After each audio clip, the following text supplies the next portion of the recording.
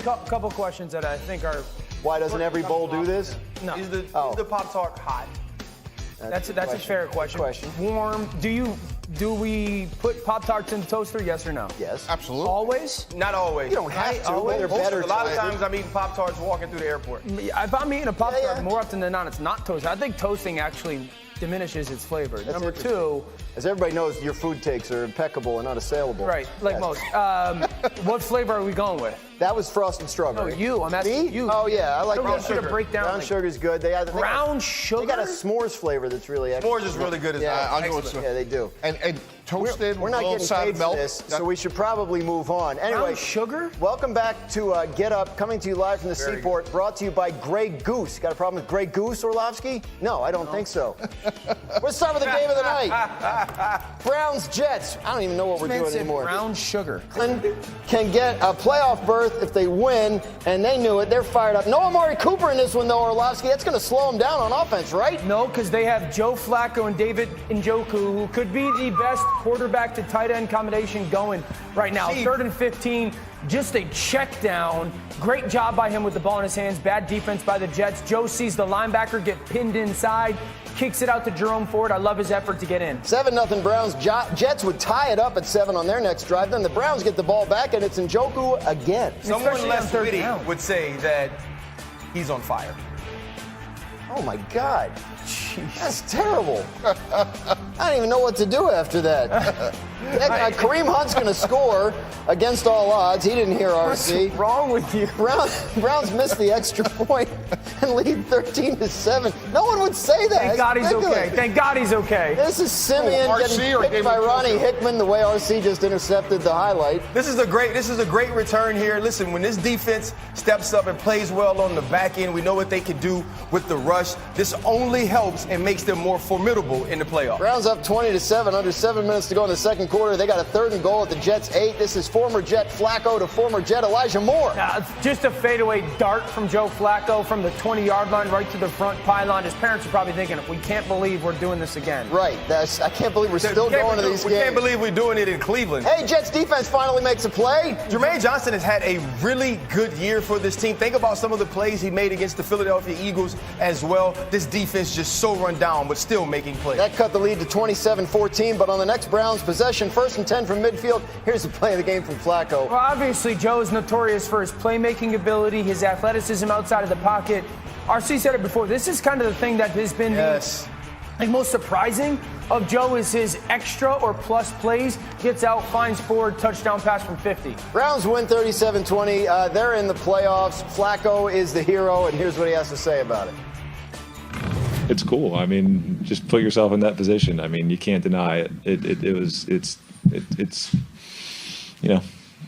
I said it from the very beginning. I mean, the city's been unbelievable. My teammates have been unbelievable, like in terms of just embracing me onto this football team. So it's all been great. All right, our season timeout. I'm going to start with Orlovsky. You said something in the last hour that really caught my attention about the Browns. He said something in the past 3 Yeah, minutes. we're going to try and move. We're going to try and move past. You're going to try to extinguish that comment? Specific to the Browns, if you're an AFC team, you'd probably rather play the Chiefs right now than the Cleveland Browns. The way that the Chiefs have played over the last 6 or 7 weeks in comparison to the way that the Browns are playing right now, one, Flacco's balling. Joe Flacco is in a comfort zone. He's got a play caller in Kevin Stefanski that knows exactly what he likes and doesn't like. They get into their multiple tight end packages. He's got people on the outside. Last night scoring 37 without Amari Cooper. It was the Moore game. It was the tight end game. It was the Jerome Ford game when it comes to their pass game. They got a defense that is a Defensive Player of the Year candidate, Myles Garrett, a back seven that I think is the best in football. They're crazy aggressive. They're in your face on defense.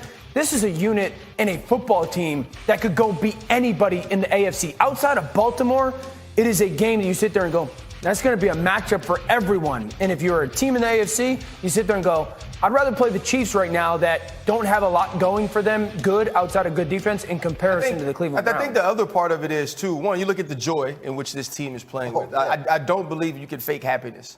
Like, you just absolutely can't. But think about where this team has been and the sort of things we've been saying under Kevin Stefanski. Especially this year, right? They have a Super Bowl caliber defense. Yep. They have a run game that even without Nick Chubb can produce and allow you to get into the play action pass. And we kept waiting on Deshaun Watson to be what he was in 2020 in Houston because we said if we got something close to that, this team could be a Super Bowl contender. Well, right now they're getting the best quarterback play that they've had in the last 2 years from Joe Flacco. And I believe he's added something to this team in the way that he's now got Elijah Moore playing well. We see the best of Amari Cooper against the Houston Texans. And we've never seen David Njoku be this involved. And so to see this offense now take that next step in the passing game with what they already had in the run game defensively, you're absolutely right. I don't think it's just the Kansas City Chiefs you're talking about. I think this is one of the scariest teams in the entire AFC. Yeah. You know, RC, what's remarkable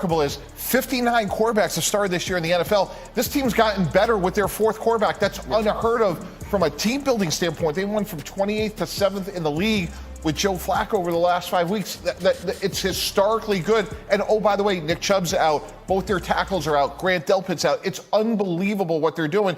And I agree with you guys. Like, the trajectory of this team is doing this, and we'll get more into the Chiefs. But, Dan, to your comment, with subpar offensive tackle play on the road with crowd noise in the playoffs, it's going to be virtually impossible for Kansas City to get to where they want to go. This team can get the ball down the field. They can rush the passer. They have every check mark they need to be there. Also, to be there at the end, to go to the Super Bowl. They could be there at the end for the AFC. Absolutely. But kudos to Andrew Berry, the general manager, for saying, we still don't have it right in the quarterback room. Yeah. And understanding that this team had other pieces around it that could make it a true AFC championship contender, and going out, bringing in Joe Flacco, realizing that once he played, that he was the guy doing the right thing by saying, Joe, you're going to be our guy going forward. We expect to win with you. Here is how we're going to put more money in your pocket to show you that we value you, and the rest of the team embracing him. Real quick. Coach of the Year is done. Kevin Stefanski has won Coach of the Year. Yeah, I think it's really impressive to see what you have. And the lesson is, just because your guys get hurt doesn't mean you have to give up on a season. There may or may not have been a team on the field last night that needs to hear that. Next up in the NFL, a Saturday night showdown as the Cowboys host the Lions in a game you can see on ABC and ESPN. And this is what is at stake in this big NFC showdown. The Lions can tie a franchise record with their 12th win of the season. They're also in the mix for the number 1 overall seed if they can keep pace with the 49ers. Cowboys are looking to complete a perfect season at home, and they will try and keep the pressure on the Eagles for that NFC East title, which they could still win if they win their last couple games and the Eagles lose one. So what do we need to see from the Cowboys tomorrow night? We're 2 weeks from the playoffs. They're going to be in it. But what do we need to see from them to feel like they've got a chance to make a run? Can they match Detroit's physicality? This game is going to be about Detroit's offensive line versus Dallas's defensive line and linebacker group. Can they match that? I think this game is decided in the first quarter. If this Dallas team doesn't gather momentum and control of this game, we remember 2 weeks ago they played at Buffalo. Buffalo ran it 45 times. Detroit might run it 45 times in a row. Like they will. That's the mindset that they will have into this football game. Dallas has lost 2 in a row. In conjunction, they haven't gotten a takeaway on defense 2 games in a row. Can they win a game without getting a takeaway?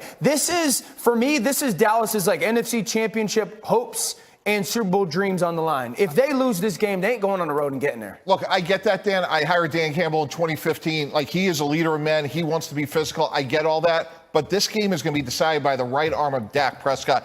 Dak Prescott is as good a quarterback in the NFL, including Joe Flacco, by the way, as there is. And if they play well on offense, home, road, neutral site, it doesn't matter, guys.